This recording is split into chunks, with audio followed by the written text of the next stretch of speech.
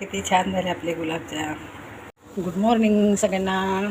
चला तर आपण रक्षाबंधन स्पेशल प्रीमिक्सपासून गुलाबजाम बनवूया आता।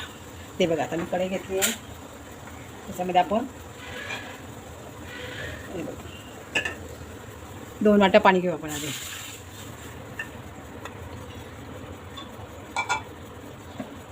दोन वाट्या पाणी घेतलं आहे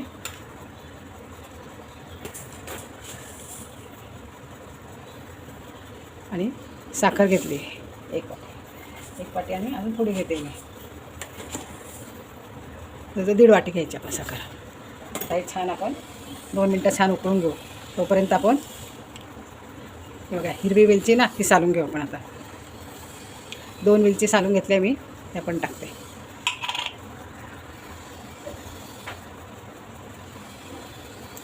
खूप आभाळ आलं आहे, अंधारल्यासारखं झालं, एवढे लाईट चालू आहे तरी। त्याच्यामध्ये आपण हे छान, आता आपल्याला पाक नाही करायचा। साखर विरघळली का 2 मिनटं आपण 2-3 मिनटं उकळून घेऊ फक्त। जर पातळच असला पाक तर पाक गुलाबजाममध्ये छान मिक्स होतो, मुरतो तो। आणि जर तुम्ही एक तारीख केला चांगला तर तो मग गुलाबजाम कडक बनतात मग। आता हे फक्त आपण मिक्स करून घेऊया छान। आता उकळी येऊ देवा, तोपर्यंत आपण हे बघा, हे प्रीमिक्स आहे माझ्याकडे। हां, त्या प्रीमिक्सपासून आपल्याला बनवायचं आहे। आता याच्यात मी आता आधी वापरलेलं आहे मी, हे बघा आता अर्धा आहे माझं। आता हे मळून घेते आपण। हे बघा, आता हे प्रीमिक्स आहे ना, त्याचा आधी करून घ्यायचा, गाठी मोडून घ्यायच्या।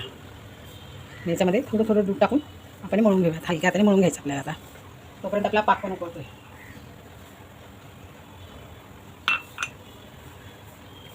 हलक्या हाताने मळायचं, जास्त असं जोर देऊन नाही मळायचं आहे।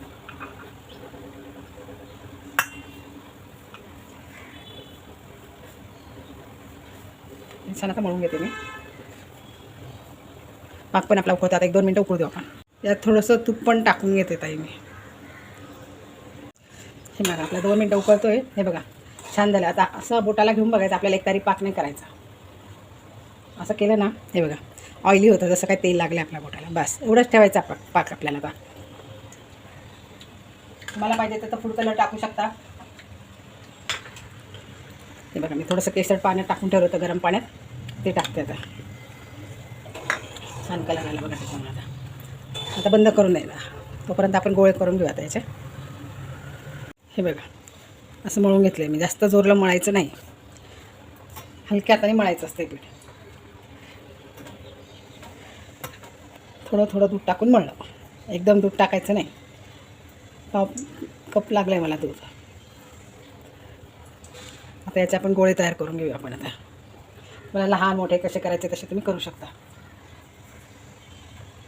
हे बघा, असे सॉफ्ट गोळे करायचे आपल्याला, हलक्या हाताने करायचे। किती छान झालं बघा, प्लेन करायचे छान अगदी।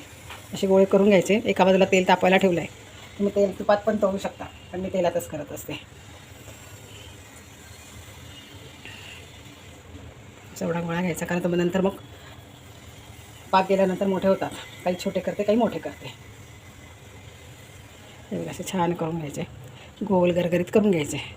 प्रत्येकजण गिफ्टचं करतं, पण प्रत्येकाची करायची पद्धत वेगळी असते। कोणी पाणी टाकून मळतं, कोणी दूध टाकून मळतं, कोणी कलर टाकतं, कोणी केशर टाकतं। हे बघा असे छान गोल गरगरीत करून घ्यायचे। तेल थोडं तापलं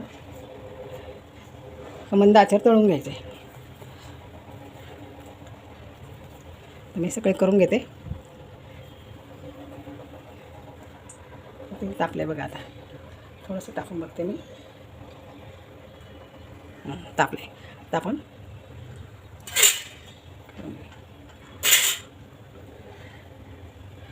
बारीक करायचा आता आपल्याला गॅस, बारीक गॅसवर तळायचं आता हे आपल्याला।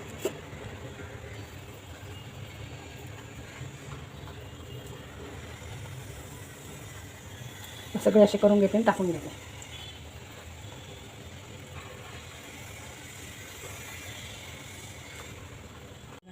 असं छान करून घ्यायचं, म्हणजे त्याला तडे नाही जात मग। आणि छान असं गोल गोल गोल गोल करून घ्यायचं मग, आणि मंद आचेवर तळायचे। आता मला 2-3 ब्लॅक करायचे, म्हणून मी ते मोठे तसेच ठेवले। हे बघा करत जायचं, टाकलं का आपल्याला हे असं हलवत जायचं आहे फक्त, म्हणजे एकसारखा कलर येईल सगळ्यांना. बघा किती छान कलर आला आहे. मला हे 3 जरा डार्क करायचे होते ना, म्हणून मी 3 डार्क केले बघा, काला जामून सारखं. आणि आपली इकडे चाचणी गरमच आहे, आपण केल्या झाकून ठेवली ना चाचणी, तेलातनं काढायचे. नाही बघा इकडं चाचणी आहे आपली,